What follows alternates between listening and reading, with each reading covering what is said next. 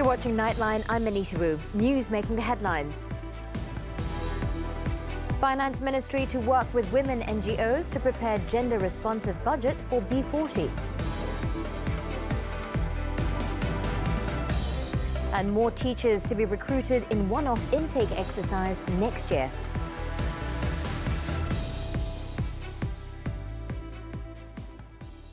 We begin with our headlining story. The Finance Ministry and women-related non-governmental organisations, NGOs, have been entrusted with the responsibility to prepare a gender-responsive budget for the B40 group starting next year. Prime Minister Datuk Seri Ismail Sabri Yaakob said the budget initiative, which will be based on gender disaggregated data, will identify the target groups and distribute the allocations according to the needs of the recipients with significant numbers. Inisiatif ini akan mengenal pasti kumpulan sasar dan mengagih sumber mengikut keperluan penerima yang signifikan bilangannya, bukan sahaja kepada ibu tunggal tetapi juga untuk bapa tunggal sekiranya semakin tinggi peningkatan dalam sesebuah komuniti. He said this at the National Women's Day celebration on Thursday, which was graced by Raja Permaisuri Agong Tunku Hajah Azizah Aminah Maimunah Iskandaria. The Prime Minister said the government would also improve and fine-tune the existing policies, legislations and programmes to be more gender-sensitive, including by reviewing the National Women Policy and in formulating gender-sensitive bills. While admitting that there is room for improvement, Ismail Sabri said the national agenda to empower women, who are the pillar of the country's development, has always been a priority to the government. Meanwhile, Tunku Azizah Aminah Maimunah Iskandaria has called on women leaders to continue in their pursuit of having greater representation in the country's decision-making process. In a royal address at the 60th Women's Day celebration, organised by the National Council of Women's Organisations, NCWO, on Thursday, the Raja Permaisuri Agong said women represented 50% of total voters around the world. The Queen said the percentage was still low and demands for greater women representation in the country's decision-making and policy formulation. Anita, you play a major role juga as peacemakers kerana daripada rumah kepada negara, sekiranya nak jadi kacau bilau, wanita lah yang buat kacau bilau kat rumah nak gaduh ke apa benda. So you all the peaceful harmony in every country, wanita juga memainkan peranan. Ya, jadi kita semua kena be the peacemaker in the house, if not in the country. Tunku Azizah also reminded everyone that women's voices were to be reckoned with and that women have played an instrumental role in the development of the nation. The Queen said the country should not stop at only empowering women, but also to listen to the voices of women who are championing their rights. The Education Ministry, MOE, will increase the one-off intake of teachers for placement next year through the subject cluster method. Senior Education Minister Dr. Razzie Jidin estimates the intake will exceed the usual figure of 4,000 graduates recruited yearly, which is a common practice at the ministry. Namun bila kita tukar kepada pendekatan kepada sistem kluster dan kita lihat pengambilan ini dapat kita tingkatkan. Dan insyaAllah tahun ini juga kita akan teruskan pengambilan dan kita sedang ikhtiarkan bersama dengan Suruhanjaya Perkhidmatan Pendidikan untuk kita ambil jumlah yang lebih ramai daripada dahulu-dahulu.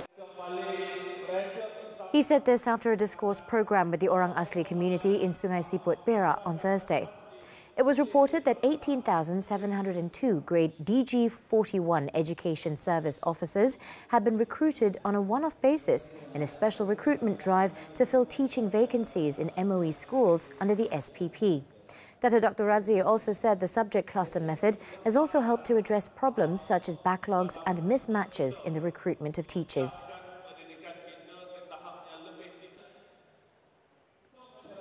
The government will continue to ensure that the chicken supply for domestic consumers remains sufficient. Special Task Force on Jihad Against Inflation Chairman Tan Sri Anwar Musa said he would be making an announcement on the next step after the Cabinet decides on the policy in a meeting to be held on Friday. Cuma yang perlu saya sampaikan kepada masyarakat, pada rakyat sekalian, ialah kita mengekalkan dasar di mana harga ayam perlu terus dikawal dan juga keutamaan ke tahap kecukupan bekalan domestik kekal menjadi satu prioriti. Pada masa yang sama, kita perlu memberikan perhatian kepada kebajikan industri penternakan ayam itu sendiri. He said this at a media conference after chairing a meeting of the Special Task Force on Thursday. According to Tan Sri Anwar, the government has set the ceiling price of chicken at 9 ringgit 40 sen per kilogram until August 31st and was providing poultry farmers a subsidy of 1 ringgit 20 sen for each kilogram of chicken produced. He said 888 million ringgit had been paid to farmers so far, and taking into account all these matters, the special team would make suggestions to the Cabinet on the price of chicken and the policy involving subsidies after August 31st. The tabling of Budget 2023 remains on schedule, and that's on October 28th. This was confirmed by Deputy Finance Minister Datuk Muhammad Shah Abdullah on Thursday. He said it was announced that the budget will be tabled on October 28th, as stated in the Dewan Rakyat's calendar. As such, he said that he has not received any information of a change to the date. The Deputy Finance Minister was responding to questions if the budget would be tabled earlier, following a renewed push for the 15th general election, GE15, to be called soon.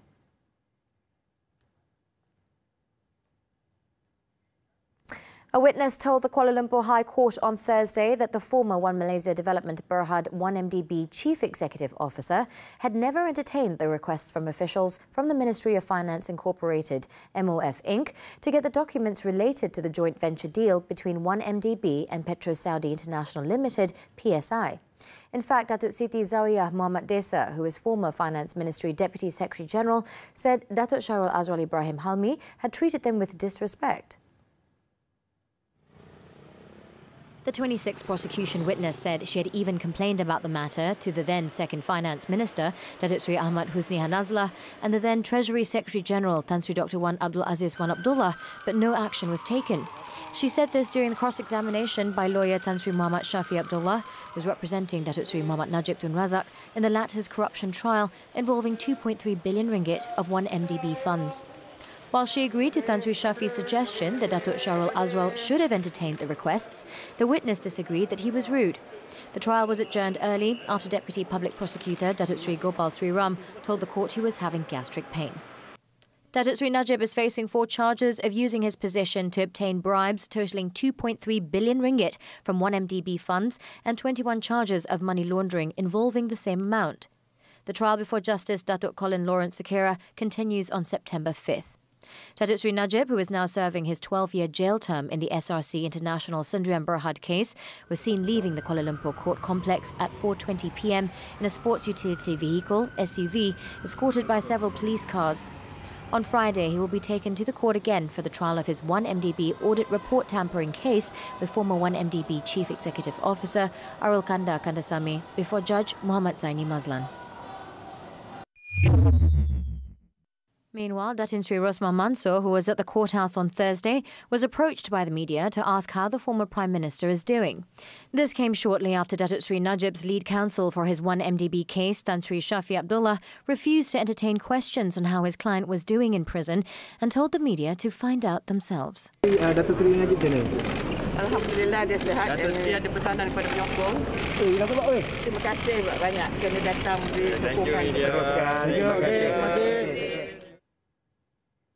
In the meantime, the police have opened an investigation paper on the rally organised by Pertubuhan Jalinan Perpaduan Negara Malaysia outside Istana Negara on Wednesday.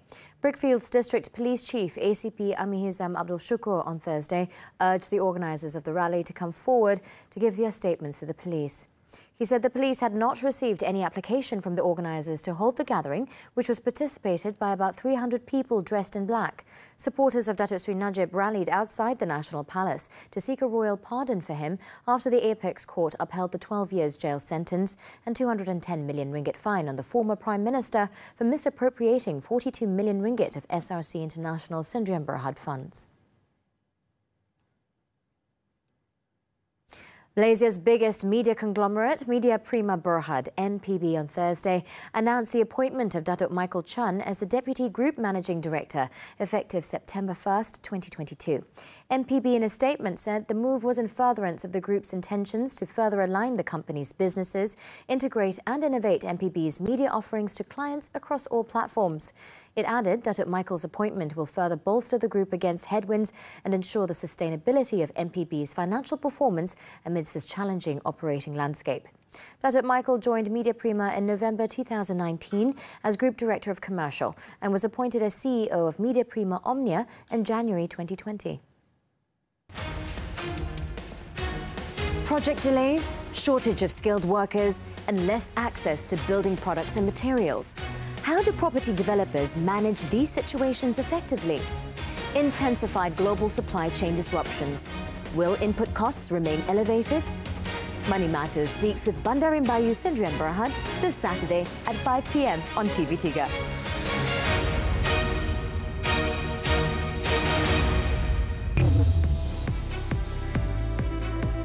More local updates to come later in the bulletin, but first, 25 killed in Russian strike on Ukraine rail station. Don't go away.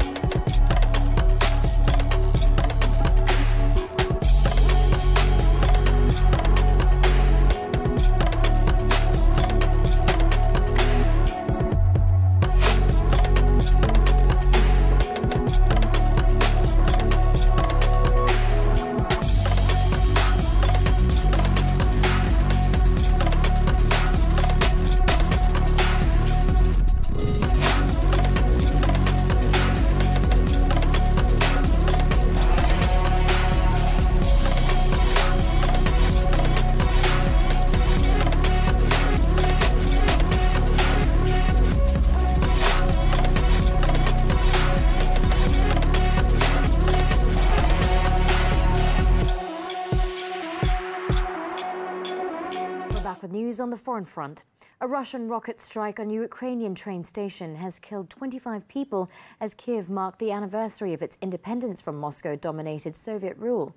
Officials said 5 of the victims from Wednesday's attack in the eastern town of Chaplin burnt to death in a vehicle. It was reported that 2 boys aged 6 and 11 were also killed, while a further 31 people were wounded. The attack came after Ukrainian President Volodymyr Zelensky had warned that Russia may try to do something particularly nasty to disrupt celebrations as Ukraine marked the 31st anniversary of its independence. Meanwhile, Russia's defense ministry on Thursday said its forces had hit a military train that was set to deliver arms to the front line in the eastern Donbass region. It added that it had also destroyed 8 Ukrainian fighter planes in strikes against air bases in Ukraine's Poltava and Dnipropetrovsk regions, while denying targeting civilians in the operations. Speaking on Thursday, UN Human Rights Commissioner Michelle Bachelet has called on Russia's president to halt armed attacks on Ukraine.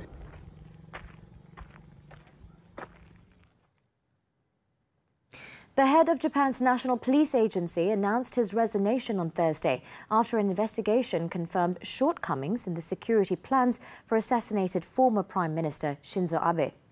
The National Police Chief, Itaru Nakamura, said he would take responsibility for the failings and step down from his post as police chief, citing the need for a fresh start for the organization and its security duties.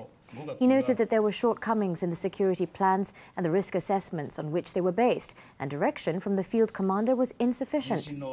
Nakamura said the killing had been the result of police failing to fulfill their responsibility, adding that he is painfully aware of his responsibility for causing a serious situation. Japanese officials, including Prime Minister Fumio Kishida, have also acknowledged flaws in the security around Abe's appearance at the election campaign event.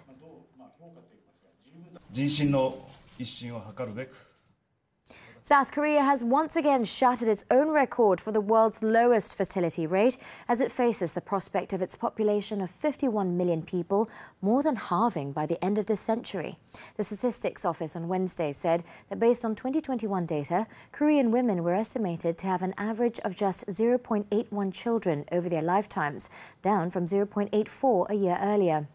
The number of newborns declined last year to 260,600 babies, which equates to about 0.5% of the population. According to the United Nations Global Population Projections and World Bank data, Korea is the world's fastest aging nation among economies with per capita GDP of at least $30,000. Yet by 2100, its population will fall by 53% to 24 million, up from a 43% decline forecast in 2019. The number of newborn babies annually was around 1 million up until 1970. Since then, the numbers continued to decrease to 500,000 in 2001 and 400,000 in 2002. It fell to 300,000 in 2017 and decreased again to 200,000 in 2020, a mere 3 years later. Kobe Bryant's widow, Vanessa Bryant, was awarded $16 million as part of a $31 million jury verdict on Wednesday against Los Angeles County for deputies and firefighters sharing grisly photos of the NBA star, their 13-year-old daughter, and other victims killed in the 2020 helicopter crash.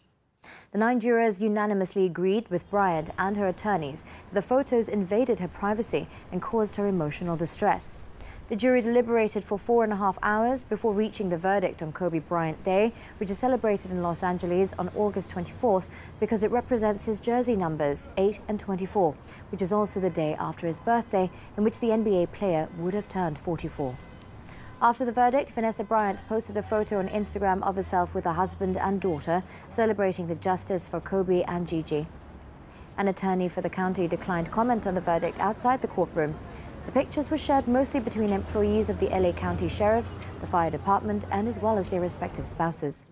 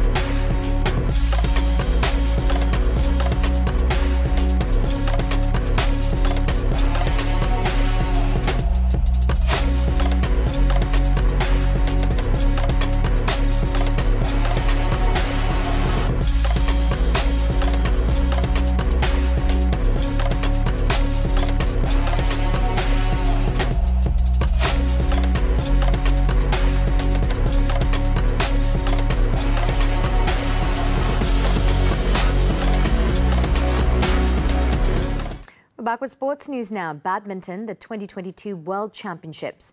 Li Zijia's lofty ambition of becoming a world champion was dashed on Thursday. The world number 5 crashed out of the tournament in the third round in Tokyo after losing to Zhao Junping of China. Li did not have a good start, losing the first set 19-21. The national shuttler, however, clawed his way back into the game as he won the second set 21-11. Li only had himself to blame after allowing the world number 23, Zhao, to regain his momentum from 14-10 down in the rubber game, giving Zhao a 21-19 victory. Previously, he had made it to quarter-finals in the 2019 and 2021 editions in Basel, Switzerland and Huelva, Spain, respectively. Earlier, Malaysia's Goh Sun Huat, Siobhan Lai are just one match away from realising their dreams and only need to overcome the in-form Yuta Watanabe Arisa Higashino of Japan in the quarter-finals on Friday for a podium finish. The national mixed doubles recorded an upset as they produced a rousing performance to outplay 7th seeds Tom Jiquel, Delphine Delroux of France 21-16, 21-4 in the last 16. It was the Malaysian pair's first victory in 2 years over the French duo, who have had their upper hand in the last 2 encounters. Also in the quarterfinals were national men's doubles pair Aaron Chia, So Woo Yik. They overcame compatriots Goh Tze Fei, Nur Izzuddin Rumsani 21-17, 21-19 to set a last 8 clash with the winners of the match between Choi Sol-gyu, Seo Song-jae of South Korea and Taiwan's Li Yang, Wang Qilin.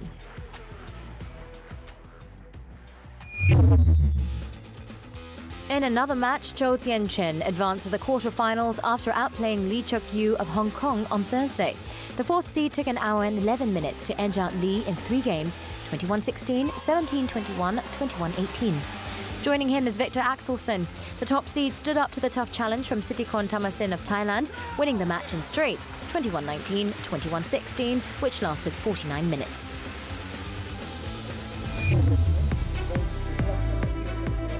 We're going for a short break, but when we return, 8 arrested over 100 million ringgit land scam. Stay tuned.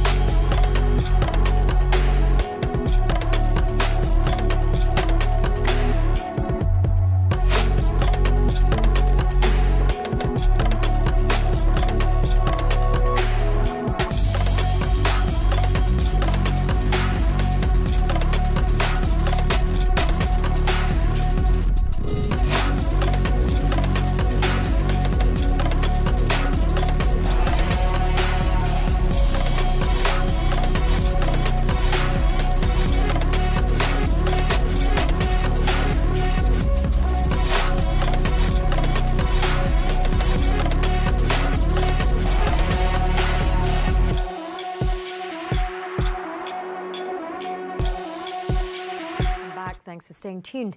Police in Johor have arrested 8 men, including 4 datos, for suspected involvement in the illegal transfer of 3 plots of government land worth more than 100 million ringgit in Kluang. State Police Chief Datuk Kamarul Zaman Mamat said the 3 pieces of land, totaling 1,699.68 hectares, were worth just 1.47 million ringgit when the state government awarded them to a statutory body in 1987. Datuk Kamarul Zaman said the illegal transfer of ownership happened in 1994, but the scam was uncovered only in the middle of last year. He said one of the suspects was arrested in Johor and the others were detained in Kuala Lumpur and Selangor on Wednesday when they turned up to have their statements recorded. All those arrested are locals aged between 46 and 75 years. They served as officers at the Land Office and as directors of a cooperative at the time. So far, 28 witnesses have been questioned by the Bukit Aman Commercial Crime Department in connection with the case. He said all those arrested had been given police bail for 1 month while waiting for the investigation papers to be completed. The case is being investigated under the Penal Code, which provides for a maximum jail term of 10 years, whipping and fine upon conviction. The Court of Appeal upheld the death sentence of an unemployed man for killing 3 of his foster relatives 6 years ago. A 3-man panel comprising Justices Datuk Sri Kamaluddin Mat Said, Datuk Nordin Hassan and Datuk Hashim Hamzah also affirmed the 10-year jail sentence imposed on Luqman Hadi Mustafa by the High Court for attempting to murder 2 siblings. The court said the burden was on Luqman to prove his defence of legal insanity under the Penal Code on a balance of probabilities. An accused person must show both medical and legal insanity in order to plead an unsound mind. The court said Luqman's conviction for the offences was safe and that Luqman's appeal against his conviction and sentence was dismissed. The Malacca High Court on August 16, 2019 sentenced him to death after finding him guilty of murdering his foster mother's sister, Mariah Baharim, her husband, Hassan A. Wahab, and their son, Muhammad Taufik. The High Court also found Luqman guilty on 2 charges of attempting to murder the couple's daughters, Nur Haslinda Diana and Nur Akidah Aina, and sentenced him to 10 years in jail to run concurrently on each of the 2 charges. Over in Pulau Pinang, police have arrested 5 individuals, including a woman and a teenage girl, to facilitate an investigation into the attempted kidnapping of a 9-month-old baby girl from her babysitter's apartment in Bukit Tengah last Tuesday. Seberang Pride Tengah District Police Chief ACP Tan Cheng San said they were picked up in separate raids in Macang Bubuk and in Kulim, Kedah on the same day after the baby's father had lodged a police report. It was reported that the babysitter's 14-year-old granddaughter might have abducted the baby, and police managed to track down and detain her in Macang Bubuk, where she was found with her boyfriend and another friend, both 18, at 11:50 p.m. The closed-circuit television camera CCTV footage also showed that the girl had left the compound of the apartment at 5:19 p.m. by riding a motorcycle without a helmet and holding the baby in one hand. Tan said the motive of the attempted kidnapping was still being investigated and all the suspects have been remanded until August 27th to facilitate further investigations under the Penal Code for kidnapping.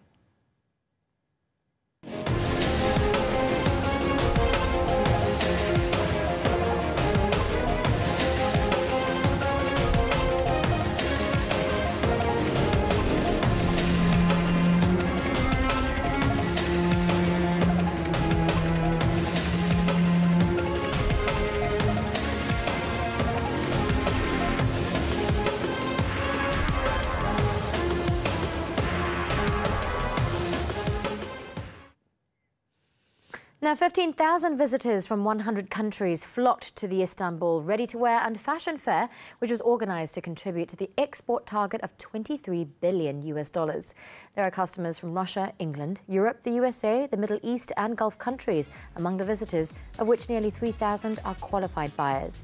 Let's take a look at the fashionable event as we wrap up Nightline this time around. With that, I'm Anita. Rest well and be well, Malaysia.